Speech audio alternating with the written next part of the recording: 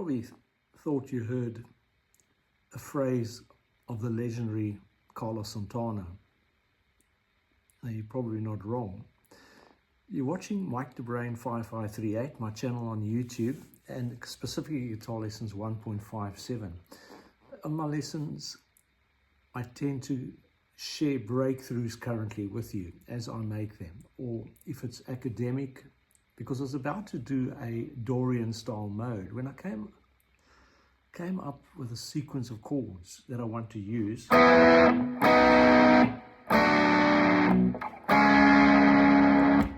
And that's going to be it. C sharp dominant 7th with a raised minor 3rd. Now if I played it, that's from the root at the 4th fret of the A string. If I played it, the root E, the E dominant 7th sharp 9 chord, you might recognize it as the Jimi Hendrix chord. Now if you don't know what I'm talking about intervals, these numbers I'm talking about, check out my channel on intervals so that you can be with the program here. Now what I discovered as I was, that's going to form, so I've got that C sharp dominant 7th sharp 9 chord, then I've got a C sharp 9 chord, and then I've got a B minor 7th and a B flat minor 7th. Now the internet police might get me because I don't know if that's a permitted chord structure, but I don't care because I think I want to make a super jam out of it to give my fingers something different than just playing basic minor pentatonic scales over it. Now, talking about minor pentatonic scales, I discovered that if I played that C sharp dominant sharp 9 chord, or flat 10, remember, your intervals, 2 becomes 9 because you add 7 in the next register, and 10 minus 3, or 10 minus 7 is 3. Okay, now, if I play B minor pentatonic position 1, 7th fret E string, and I just add the 2nd, root, 2nd, minor 3rd, 4th, 5th, and the 6th, that A flat note. You might have heard a little bit of Santana there again. Now what I found, it goes very well over this chord, because if we look at the notes, we've got a B, there's the B there, the dominant 7th of C sharp, right, because it's 2 notes below C sharp, the flat 7th in other words. It's got an F note. Now that's interesting. It's the 4th interval of B minor.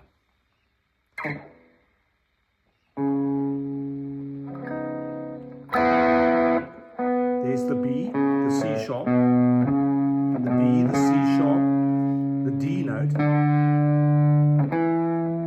There's that E note, which is the major 3rd interval of the C sharp. Okay, you following? And that A flat. Now that A flat didn't feature in this chord, but if it were to, it would be the perfect 5th of C major. Does that make sense?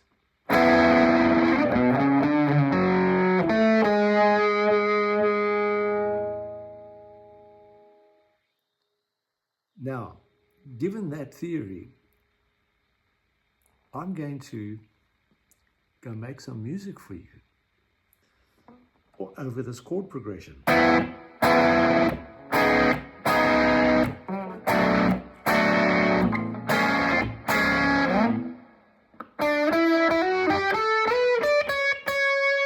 And that's how it's going to start. And then I'm going to let my ear guide me and see where it takes me. But what's in my mind, I can hear something interesting coming of this. So you really want to know your intervals, please.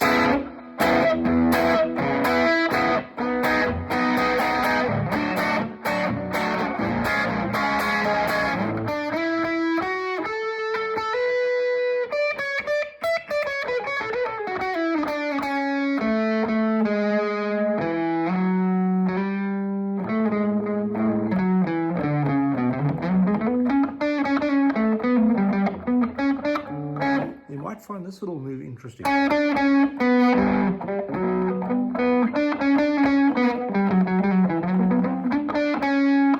Because I'm going to try and use it when I get into this jam.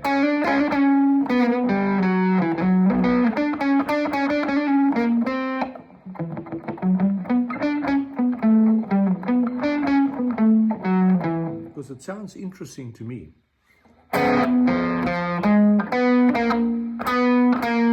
There's the A flat. I'm sorry, it's a B flat. But let's see where it takes us, because these flattened notes could be argued to be passing tones. It depends on how long you dwell on them when the music's playing.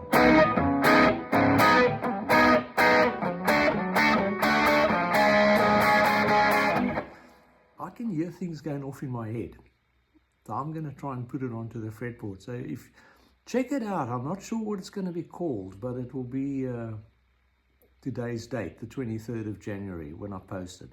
So let's make a name. It sounds like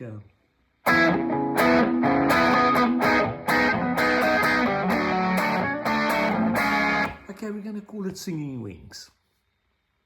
Now, wind isn't blowing today if you're looking at my olive tree there, but I like the term, Singing Wings. So you check out the jam and see how I go. And then I'm just going to improvise over that chord structure. I'll put some bass on a loop pedal. I use a Boss RC3 loop pedal if you watch my station, and you can go check out my video on that. I've got quite a 15-minute video how to use the pedal, if you ever wondered. I know that's given some people a lot of headaches. It's a 30-page booklet, just the English pages of a little booklet that size of an old cigarette box. I think it took me 28 hours to digest how to use it about 7 or 8 years ago. And I'm a professional and an academic, not an academic in practice, but I spent a lot of years studying, and I was quite astounded. I said, well, what, this little book? But once you get to know the pedal, it's really easy. So check out my channel on the Boss RC3 loop station. You know, the pedals, the stomp pedals, that size, you know. And I actually use a Beat Buddy drum machine going into the pedals. So I don't just use the doof, doof, doof. I actually use a attenuated drum beat of the Boss, not the Boss, yeah, it is a Boss. It's called a Beat Buddy, a mini, Beat Buddy mini drum pedal. It's quite interesting, got quite a few drum effects, and it's really simple to use. So thanks for watching, and I hope you enjoyed.